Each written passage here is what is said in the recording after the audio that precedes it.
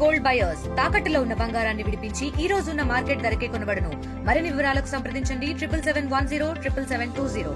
మనం చెప్పండి మేడం, ఎలాంటి భరోసా లభించింది? ఈ రోజు 40 నిమిషాల పాటు జగన్ గారు మీ హస్బెండ్ కలిశారు.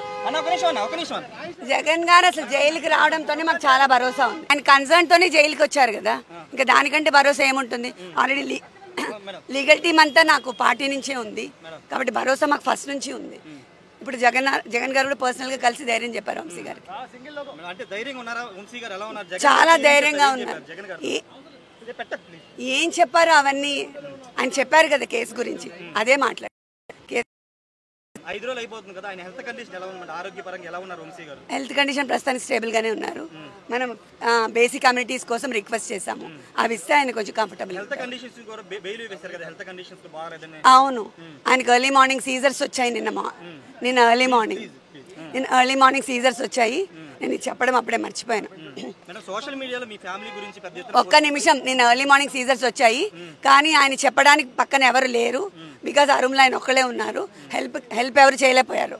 కాబట్టి మేము ఏం అడుగుతున్నామంటే ఆయన కొంచెం దగ్గర ఎవరినైనా ఉంచండి. పోలీసులు ఉంటున్నారని చెప్తున్నారు కానీ ఎర్లీ మార్నింగ్ ఆయనకు వచ్చినప్పుడు ఆయన తలుపులు వేసేస్తున్నారు కదా, సో ఆయన అరిచినా కూడా వినబడట్లేదు. కాబట్టి ఇది ఒకటి కన్సిడర్ చేసి ఆయనకి తోడుగా ఎవరైనా ఉంచాలి. ట్రోల్ చేస్తున్నారు, మీరు చూడండి. మీడియా వాళ్ళు కదా, మీకు తెలియకుండా ఏముంటుంది? వాళ్ళని అడగడం ఎందుకు? ఫేస్ ప్రైవేట్ కేసెస్ వేస్తామని చెప్పాను కదా. ప్లీజ్. మొత్తంగా ఒకటే చెప్తున్నారు, పూర్తిగా వంశీ ఆరోగ్యంగానే ఉన్నారు. అయితే కొంత హెల్త్ ఇష్యూస్ ఉన్నాయి అనేది భార్య చెప్తున్నారు. జగన్ భరోసా ఇచ్చారు, చాలా ధైర్యంగా వంశీ ఉన్నారనేది పంకశ్రీ చెప్తూ ఉన్నారు.